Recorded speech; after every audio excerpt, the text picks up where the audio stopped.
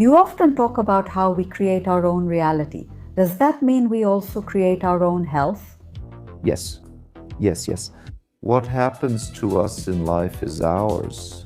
Illnesses have their cause within us in our unconscious perception.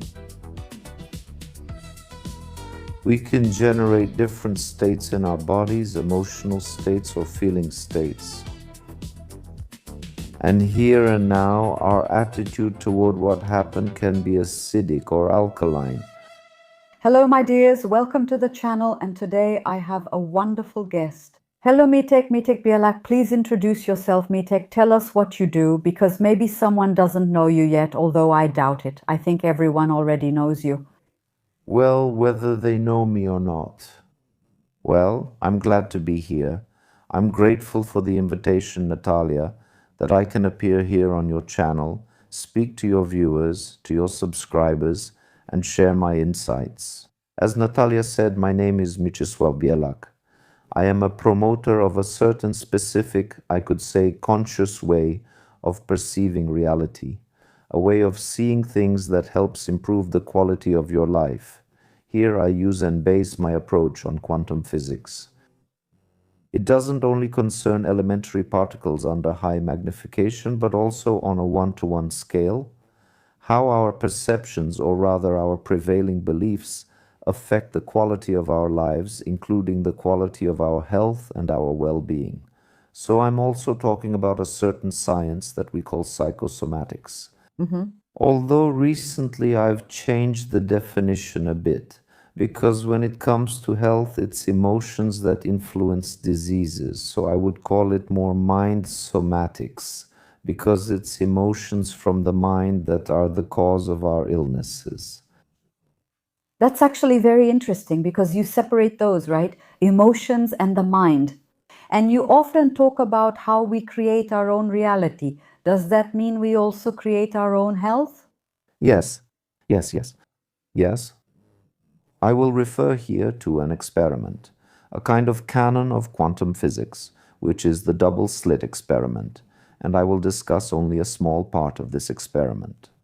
The part that says that as long as there is no observer, there is no material reality, and when an observer appears, only then does a corpuscle appear, only then does a particle appear in material form. This matter is entangled with the observer, with the detector that observed this matter, because as long as there was no observer, there was no matter. So, translating this now from the scale of elementary particles to a one-to-one scale in our individual lives, for each of us, what happens to us in life is ours, it belongs to us, it is not accidental, it is our creation. An unconscious or conscious creation. Most often, most people create their lives unconsciously by focusing their attention on negative information, by picking up negative beliefs from the informational space. That life is hard, that you have to fight for everything, that everything threatens us, that people are wolves, that you should be afraid of other nations, other peoples, people with different skin colors. If someone has such a prevailing belief and adds to it emotions of fear, regret, or hatred in the here and now, then that person creates a life for themselves with worse, more difficult parameters. So we ourselves, through our lack of awareness, have been creating our own lives so far, and unfortunately we've also been creating illnesses for ourselves. In this way, uh, by entering into conscious perception, which I talk about in my lectures, I won't elaborate on it here, but so I invite you to the channel, The Power of Our Hearts, where there are recordings about an hour long. There are 4 one-hour recordings where I explain the entire technology of observation and creation of reality. However, when it comes to the causes of diseases, to that psychosomatics, which I call mind somatics, diseases have their cause. Inside us, in our unconscious perception and in our emotions, because emotions are a derivative of unconscious perception. Emotions like sorrow, like anger, like resentment, like hatred. if we have them inside us and we radiate these emotions outward to people, to the world, to objects, then in reality, we sour our lives very much with this acidic perception that we don't accept something, we don't respect it, we fight against something, we despise, we hate, we sour our lives, really. With this sour face, we sour our lives. Because of this, the water, which is an essential component of our body, in a newborn's body, it's even 95% water, and in an adult's body, it's between 70 and 80% water. Water absorbs these programs from our mind, right? It takes them in as a crystal and manifests them. If we say that life is hard, if we live in anger, in hatred, it absorbs that acidity, which was proven by Dr. Masaru Emoto. I recommend watching videos and photos from Dr. Masaru Emoto's research, who proved that a person with their intention and prevailing belief can poison water or can purify water by communicating with water in the form of, I am grateful to you, I love you. He can turn water into medicine, which was nicely shown, because that water has very beautiful harmonious crystals. A different structure like that.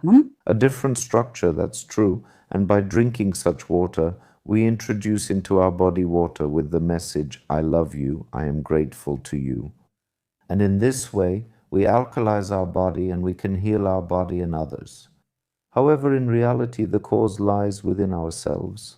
This water, of course, when drunk from the outside with such a program is very good, but not as much, let me quote here from the scripture, the word. It's not so much what enters our mouths that sours or poisons us, but what comes out of them. So if until now we thought that to alkalize our body, it's enough to change our diet, stop drinking alcohol, smoking cigarettes, and consuming sugar, or excess dairy, or some other acidifying products, or too much protein from meat.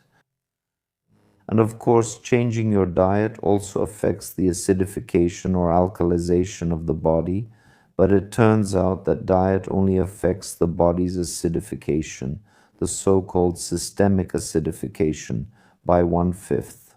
However, it turns out that in 4/5, that is, in 80%, the acidification of our body is influenced by emotional acidification, meaning our state, our stress, our sorrow, anger, and resentment.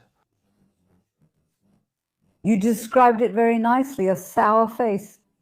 To understand what kind of emotions these are, right? Because we distinguish which emotions will serve me and which will harm me. So it's like for everyone to understand that these kinds of emotions, I should try to avoid them as much as possible and think them through. If such an emotion appears in my body that I need to work on myself a bit, what kind of emotions are those? The ones that actually acidify our body. Can you list them all? Yes, yes, of course. And here I will quote the research of Dr. David Hawkins, who, for example, in the book Power vs. Force, talks about the frequencies he assigned to these Emotions. And here, as I go further, I have divided these states that we can achieve in the body into those that harm us and acidify us, and those internal states that alkalize us. And support the body. Support, strengthen, exactly. And these states that acidify us, we call emotions. And those states that alkalize us, we will call feelings. Okay. Feelings, so emotions that acidify us, are divided into anger, fear, contempt, shame, guilt, hatred, right? These states acidify our body, and their influence is 80%, and 20% comes from what we consume, meaning what goes into our mouth. But above all, what acidifies us is what comes out of our mouth, or from our thoughts, or from our gaze. Because you can have anger in your eyes, right? A bad look, and you can have a good look, that good look.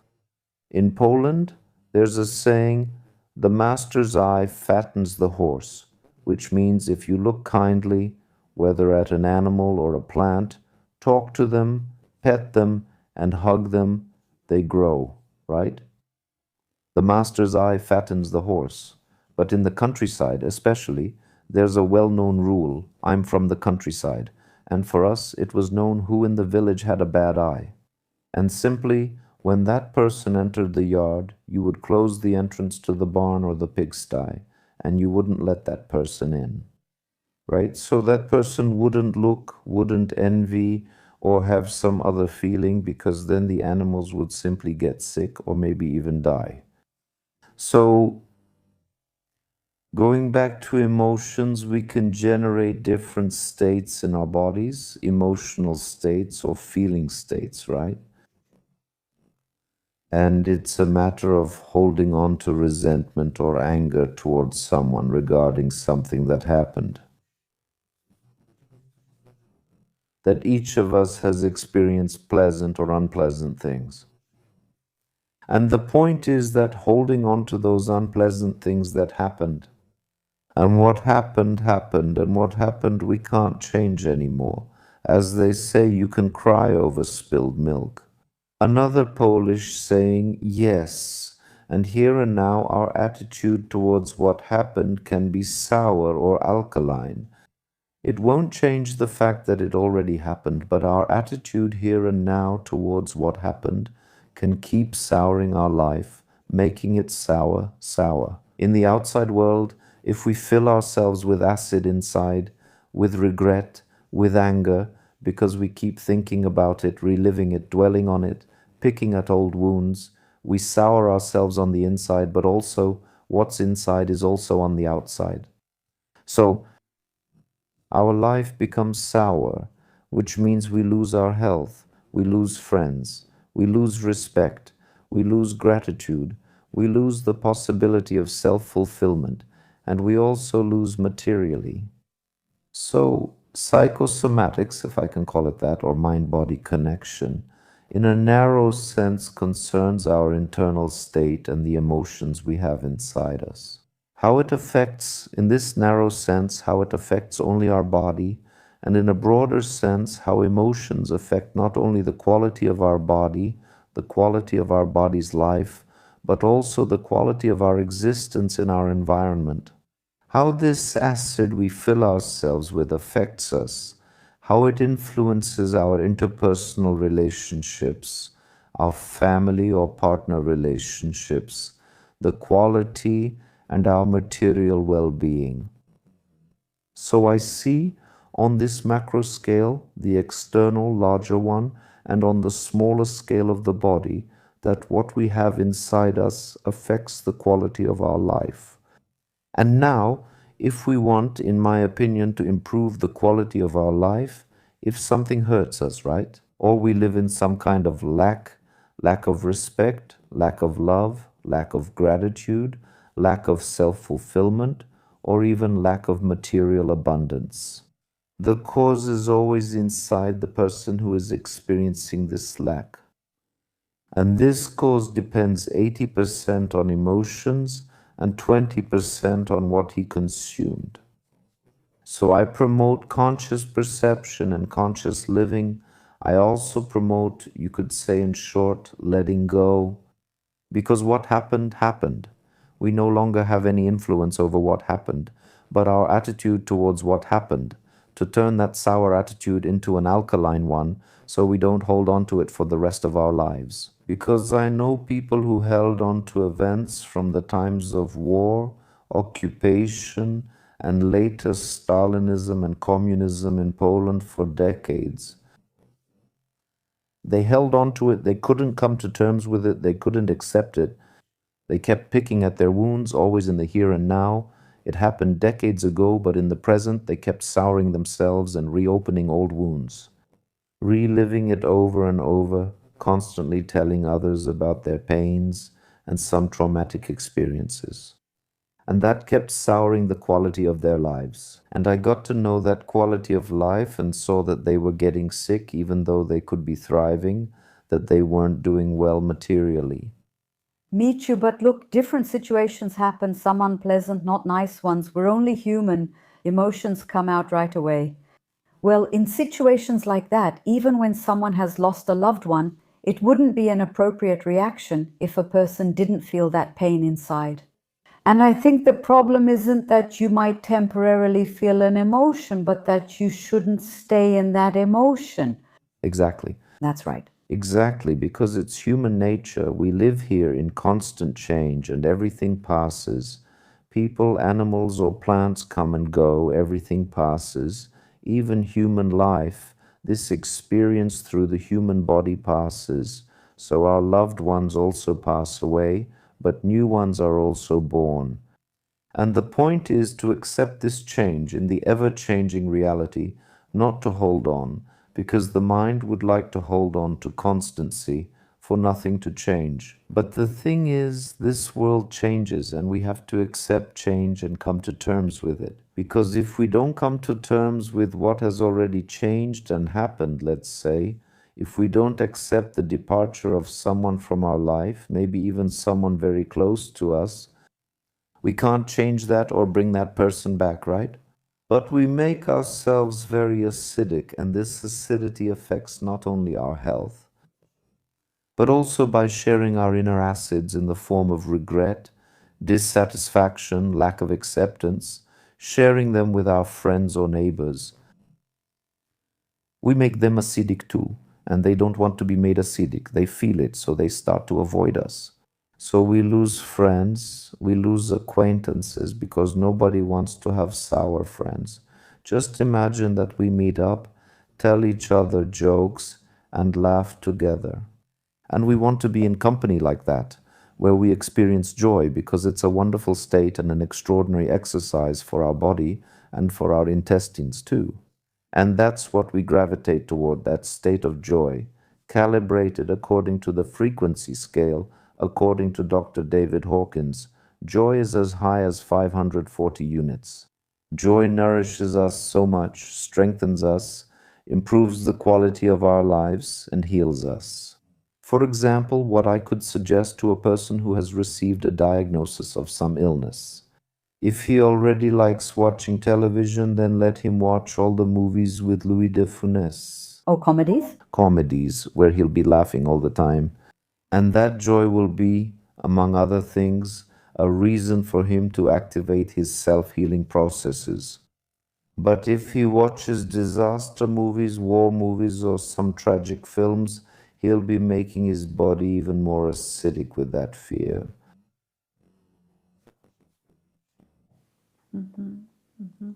I think that sometimes people don't realize that when they watch a movie like that, I don't know, some horror films or something with violence, it also affects them.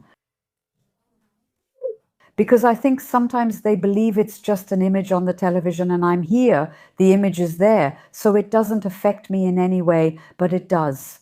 It does affect you, yes, Natalka, it does, because according to the second principle of quantum physics, the energy of the observer follows their attention.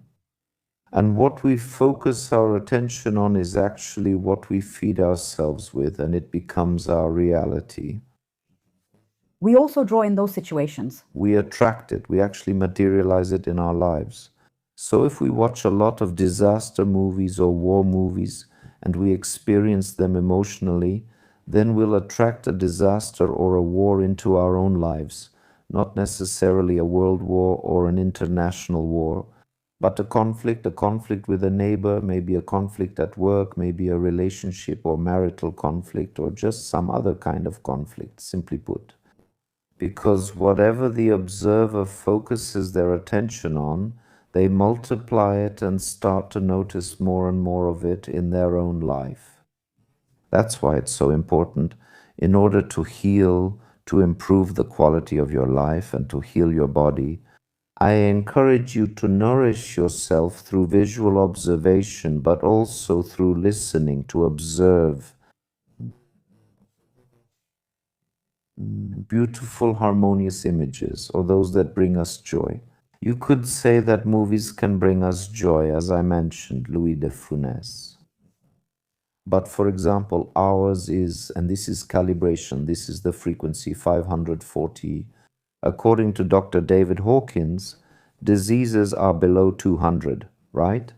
According to this scale, and 540, well, that's when self-healing turns on, through joy, through laughter, through fun, but there is an even higher calibration, bliss, and it happens when we are in contact with nature or with what we love.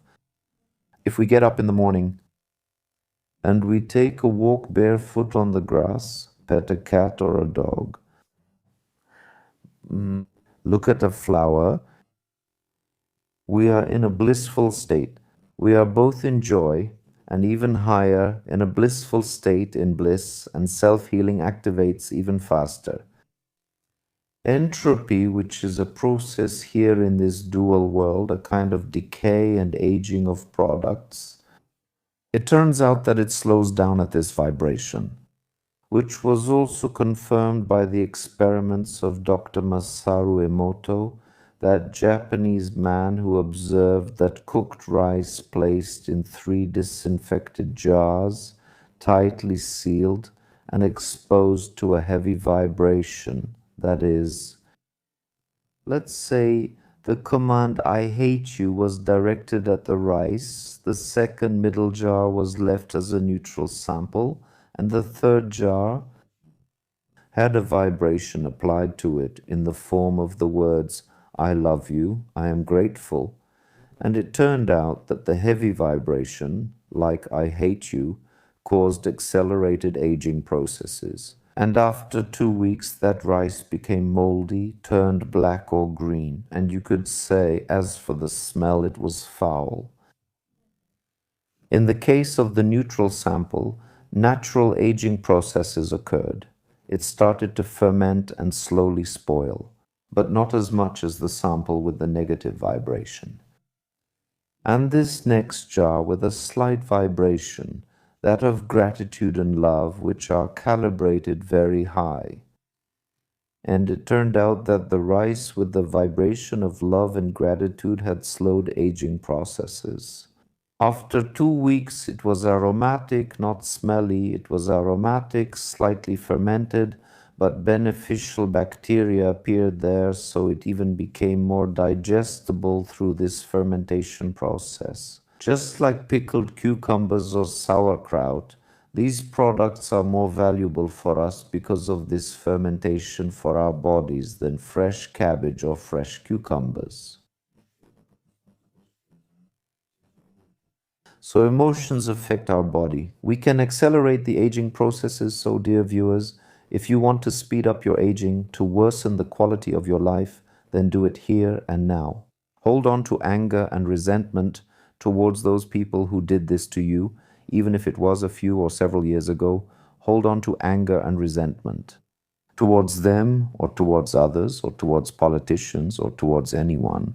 If you want to get sick and age quickly, you have the recipe for how to do it, but I'm giving you the opposite recipe. If you want to live in happiness, live in health, live in fulfillment, in beautiful relationships, then I encourage you to let go here and now, to let go of all those who have played a difficult role in your life. It was not a random role, but I explain that in my classes because I need a bigger board, a projector, and a screen to elaborate. However, here I suggest letting go of holding on to resentment. You need to know that it harms you. Because we live in a cause and effect reality, what comes to us is ours. What we send out comes back to us like a boomerang. We've known about this here for a long time, or at least we've heard about it, but we weren't aware of it. About this principle of cause and effect, and it was mentioned in Proverbs. For example, Grandma used to say, "As you make your bed, so you will sleep." Grandpa used to say, "You reap what you sow." Dad used to say, "You have to drink what you brew." So whatever we sow, whatever we brew, however we make our bed, it will come back to us. So we live in a reality of cause and effect, whether we want to or not. Until we become aware of this, unfortunately, We will have to experience suffering if we break these rules. And all it takes is to introduce the rule: don't do to others what you wouldn't like done to you, and its opposite: do to others what you would like done to you, right? It's all so understandable, but very often when a person starts to get into this topic, resistance appears. How come I get what I did to someone else? After all, I'm a good person. I haven't done anything bad to anyone, and suddenly strange things are happening to me. And many people reject this and don't want to accept it. They don't understand it. That's true. They don't want to accept it, they reject it and even fight against it. Or with the person who brings it to them, they fight against that. And if the person who brings it is stronger, the weaker one runs away. And the point is that in their previous ignorance, not knowing the principle cause and effect, not knowing that we are something more than just this physical body, that we are actually spiritual beings, immortal, who use these earthly physical bodies for experiences. Until now, we have identified only with the body or with the mind and the thoughts in our head. But in reality, we are a spiritual being, and whatever we have done as this self, higher self, as this spiritual being, even in a previous life, it comes back to us either in that life or in the next one. As long as we have done anything and we don't reset it, what does it mean to reset? If we have deceived someone, we need to experience the other side of being deceived. Now, someone may deceive us. Yes, I understood that when, after my studies, I was still living in Torun for a while and I used to park my car in a certain parking lot. Then I would leave that parking lot early in the morning and, well, accidentally, but with the hook I had on my car, I damaged a properly parked car. I damaged his right fender, right bumper, and right headlight. And seeing that there were no cameras, no one saw me. It was several dozen years ago, being in such ignorance, I did not make amends to that man. So I didn't make up for the damage energetically, and I could have left a note with my phone number, with my insurance policy number, and the damage would have been compensated. But when I didn't make up for it, in my own cunning, I ran away from the scene. I just took off. But interestingly, it came back to me in the same life, even just a month later. That was fast. That's the point, that it was fast, fortunately fast, and I was able to connect the cause and effect. And interestingly, a month later, a tram in Bydgoszcz, I was parked correctly, I stopped at the roundabout. The tram should have stopped, but it didn't, just like I didn't stop in that parking lot. I hit that car, yes, now the tram hit me. That steel giant could have totaled my car, but it just grazed me. And just like I damaged the right bumper, right fender, and right headlight in Torun and left the scene of the incident. Yes, that tram driver also damaged my right fender, right bumper, and right headlight, and just like me, he left the scene of the incident. So something I once did to someone else came back to me, right? And it happened after some time, not right away, because at first I felt anger toward that tram driver, even hatred and resentment toward him and myself. Yes, but later I realized it was mine. I let go of the tram driver, I let go, and I felt a sense of lightness, so it neutralized. Mentally, I showed him gratitude, because I repaid him with gratitude for bringing me my own harvest. What I sowed in Torun, I reaped in Bydgoszcz, right? What I brewed in Torun, I had to drink in Bydgoszcz. That's also very interesting to understand that you won't necessarily get the same thing from the same person because maybe you hurt one person, but you'll get a response from a completely different source. It's the same when we do good. They say do good, but don't expect that person to do something good for you, right? It will just come from another direction. From someone else. In fact, expecting that the person we did good for will repay us, that this person will return the favor, that they will give us the same in return. Expectation causes us to always experience frustration. That's the algorithm in this reality. Expectation will always bring frustration to the one who expects. So, let's do good, but expect nothing in return, and only then will we receive what we have given, and even many times more. Yes, because I even think that it kind of diminishes the good, because good should be done from the heart, just unconditionally. But if you expect something in return, then it's not really genuine anymore. That's already self-interest. Yes, yes. From the mind, it's self-interest, and nothing good will come from it. I have something else to tell you, Michu. Please? Because I immediately thought of you in a certain situation. Not so long ago, we were together at a conference. Do you remember what happened to me? Oh yes, you tripped? Yes, I fell and hit myself really hard. And in the evening, I just sat down and thought, Natalia, what did you do wrong? Why did this happen? Well, it happened, yes, but I started analyzing it, and suddenly I had this idea, and I wanted to check with you if I'm right or not, why this happened. I remember that incident. I saw it. Yes, you were a witness. I was a witness. But you said that you got a response to your incident a month later. I think I got mine just half an hour later. We were talking with the guys about YouTube, about how YouTube cuts the reach. Yes. And the guys tell me, oh, Natalia, nothing gets cut for you. And I started to prove to him, what are you talking about? YouTube keeps cutting my reach. YouTube keeps cutting and cutting my reach all the time. And so I think when I say that it's cutting me off, It cut your legs off? it just knocked me down. Yes. And then I think to myself, it's not that someone did something to you, but sometimes we do these things to ourselves through the words we say, through our thoughts, and even more so through the strong emotions we put into them. Yes. What do you think? Yes, yes. Did I do it to myself back then? We all create everything for ourselves, but what's unpleasant is that we create it unconsciously, while we can create consciously through. Words have power, right? And they materialize in our lives. So those commands, like someone is cutting your legs out from under you, your reach, right? That someone is cutting you down, plus the emotion of anger toward that person. Well, in this case, toward YouTube. Toward YouTube. But YouTube was a mirror and reflected the cut and the experience. That's right. Well, but on the other hand, you also think that sometimes you just have to experience it. Just to realize once again that, well, you still need to improve your thinking, your words, what you say. Yes, YouTube is what it is, and I'm grateful for it because we can use this platform and share our wisdom. And to those people who still come and still watch. Yeah, exactly. And tell me more, Mirchu, because you mentioned acidification, that emotions really acidify us. Obviously, an acidified body leads to many health problems, but can you say, besides this acidification, what else emotions can do to our bodies?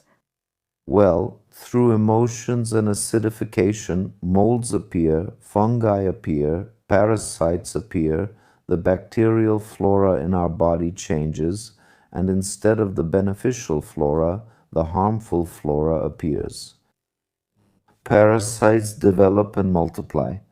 When there are a lot of them, they need a lot of food, so they make us eat more or eat things that taste good to them but are harmful to us. So, for example, to eat more sugar or at least other carbohydrates just to eat them. Because we know that, for example, when Candida is overgrown, it strongly affects our consumer choices and our culinary preferences. And instead of valuable fats or valuable proteins, we reach for wafers, we reach for sugar, or for other sweetened, colored, dyed things that are sweet for the parasites. But they are very unfavorable for us. So in order to return to health, first of all, change emotions into feelings. Simply first let go of what happened to those people who did something to us. It was not accidental to hold acid inside, meaning regret and anger. It really doesn't help us to recover. 4/5 of it, 80%, is about letting go. Letting go? and gratitude for the experience that happened. And that already has a strong impact on the quality of our body on returning to health. In those 20%, in that one-fifth, you should change your diet, remove from your menu what feeds those parasites, right?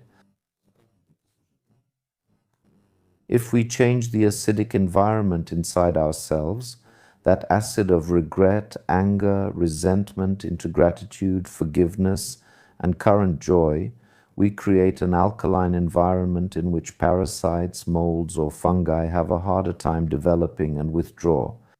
We can speed up their withdrawal even more by introducing symbiotic bacteria, the very friendly ones that support our digestion and the creation of various vitamins in our body. It's like taking a holistic approach to the problem that already exists through diet, probiotics, but also by working on our mindset so that we don't end up introducing all of this back into our bodies again. Exactly, that's right. According to the principle that it's not so much what goes into our mouths that acidifies or poisons us, but what comes out of our mouths, the acids, the emotions. And now, let gratitude come out of our mouths and let it go out to everyone. Unconditional gratitude for children, gratitude for spouses, gratitude for neighbors, for every experience unconditionally. Gratitude for the fact that we woke up in the morning and enjoying it, gratitude and joy. These are the kinds of vibrations that, along with contact with nature and experiencing a state of bliss, very, very much alkalize our body and restore the homeostasis disrupted by these acids. And if someone listens to us and says, okay, I'll try, I'll change it, I'll do it, do you have any advice, any tips on what helps? I know from my own experience that when there were difficult moments, when that thought keeps chasing you, you try to push it out of your head, but it comes back and you end up having these unnecessary internal dialogues. That really helped me, for example, writing. I would take a piece of paper and write down what I was grateful for. I would write on the paper just to say thank you. I was looking for something I could thank that person for because maybe at first it was hard for me to thank him for that particular event until I learned how to do that. But with this person, for example, we've known each other for some time and I thank him for many other things he has brought into my life. And later, as I was writing it, I was already getting to the point of how it happened. Even if I don't understand why, I still thank you because it's some kind of lesson for me, something to learn. Even if I don't know it yet, it will show me later. I'll realize it later. But today, I thank you. Writing helped me too to free myself from those thoughts. What do you think? What else could there be? Yes, writing and expressing it. There's a slightly higher vibration, more beneficial than just thanking. Gratitude, showing gratitude, being grateful, and keeping a gratitude journal for yourself. Write it, for example, at the end of the day, after your evening routine before going to sleep, write a few sentences. What can I be grateful for on this day that is just ending? For what meeting? With whom? For what event? Maybe for that flower, the first crocus or snowdrop that grew in our garden, or for that bird, or for the flock of birds that flew by, or for the smile someone gave us, or for the fact that we could get up in the morning and be healthy, or that we could have some tea or eat something wonderful. Showing gratitude is actually our investment in the future, this gratitude in the here and now. For what has happened, for the fact that I am alive, that I am healthy, that I can enjoy a good life. Gratitude, gratitude, and more gratitude. People invest in this material world, in stocks, bonds, precious metals, some gemstones, but that's something material. And really, for that matter, for example, you can't buy health because I've noticed that even a billionaire like Steve Jobs, who had billions, and if he could buy life, health, and more years to live, he would have given away his billions. But it turns out that you can't buy life for those billions. It turns out that you can't buy love with those external things either. You can maybe buy some kind of service at most, but you can't buy respect. You can possibly buy fear from others, right? But there won't be any real respect there, so the investments we make in ourselves, in our high vibration, are more important.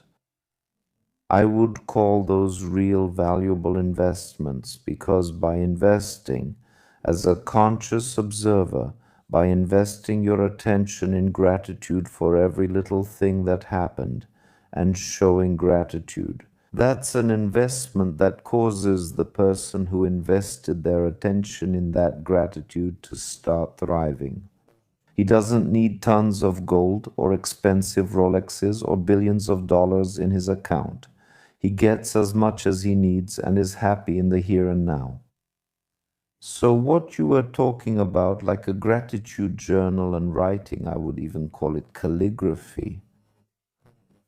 Make yourself a journal out of a notebook and buy a special pen for writing in that journal, or maybe some That's only for that journal. only for that journal.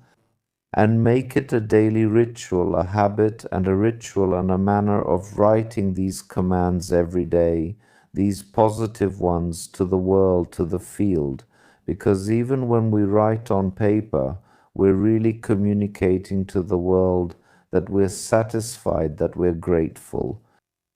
And the world receives it like a mirror and sends back to us what we have sent out. So what we sent out in the evening of the previous day in our journal, what we wrote down, multiplies in the reality of the next day. Super, super. Thank you so much, Mietju. You're very welcome. I'll tell you, I've also been keeping a diary like that for a long time.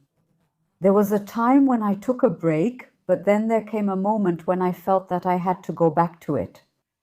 And I remember my first experiences like that when I would sit down and it was hard for me. I wrote down 2 or 3 things that were nice that happened to me that day, sometimes 5. And it seemed like there was nothing to be grateful for, like I didn't know how. But now, when I sit down, 2 pages aren't enough for me. And I try to write really small, just like you said, because you can be grateful for everything, for the beautiful day, for the fact that you're breathing, for meeting someone, for the fact that mom is feeling good today and is in such a good mood. For you, Mietju, coming here, I thank you so much for that too, for the viewers watching us. There really is so much to be grateful for. I'm very grateful to you, Natalka, for your thanks. However, I suggest taking it to an even higher level and communicating gratitude instead of just saying thank you. Am I grateful Yes? instead of thank you? Yes, yes. Okay. It will multiply even more. Thank you for that. I'm grateful to you. And I'm grateful to you, Natalia, for your gratitude. Well, great. Let it multiply, and you'll see even faster and more beautiful fruits of gratitude in your life. And if we show this gratitude truly with joy, that is, with a smile on our face and a sparkle in our eye, to anything, even to this little flower that grows in our... I'm grateful, dear little flower, dear little crocus, for growing. I'm grateful, dear storks or little ducks, for coming here, and we'll say it with a smile on our face, and maybe even with shivers or goosebumps running down our body. This is a very strong command to the field of our gratitude, joy, and it will come back, because what we sow, we reap. It will come back with even more reasons for joy and gratitude. Great, great. Do you have any final words? Maybe some advice, a good word for our viewers to help them start on the path of self-healing through their wonderful feelings and emotions towards themselves and others? Maybe I'll just remind and encourage you that whatever happened, happened. The milk has already been spilled. Right? Each of us has experienced both pleasant and unpleasant events in our lives, but I encourage you to let go and show gratitude for this experience that didn't happen by accident. Even if our viewer doesn't understand at this moment that it wasn't accidental. And maybe there's still a need for some additional and scientific knowledge from the field of quantum physics that reality is not accidental. But when we realize that it's worth letting go, we become lighter. Let's imagine this person. Let's put him before our inner eyes. Let's picture him and tell him that we forgive him, that we are grateful, and that we bless him. And now, dear viewers, see how you feel, heavier and worse or lighter after you have let go. It seems to me that it's lighter, that every regret, every anger, every resentment you've ever mentioned is like a piece of lead that you throw into your backpack, which you carry every day. And through those decades of holding on to regret and anger inside and dwelling on them, you may have collected about 50 kilograms of lead, and now mentally you forgive that person, show them gratitude, and bless them, and at that moment you become as light as a feather. Because you have completed an internal process of transforming those heavy, lead like emotional states, such as regret and anger, into light as a feather states of gratitude and joy. So you have undergone a process of transmutation, that is, an internal transformation of lead like emotions into light, luminous, feather like, and light feelings. And I wish you mindful and conscious perception of reality. Mitsu, I am very grateful to you and dear ones to you too for being with us, but I also encourage you to check out Mitsu's channel. Drop by there. The Power of Our Hearts, that's what it's called. I'm sure you'll find a lot of wonderful information there from various meetings that Mitsu leads. It's worth listening because you'll get something out of every video. And if our life depends on how we perceive it, then let's perceive it in the right way. And with Mitsu, we'll learn a little bit about that. Yes, I'm grateful to you, Natalia, for this hospitality here on your channel. I'm thankful and happy that I could meet with you. And we'll see you in the next episode.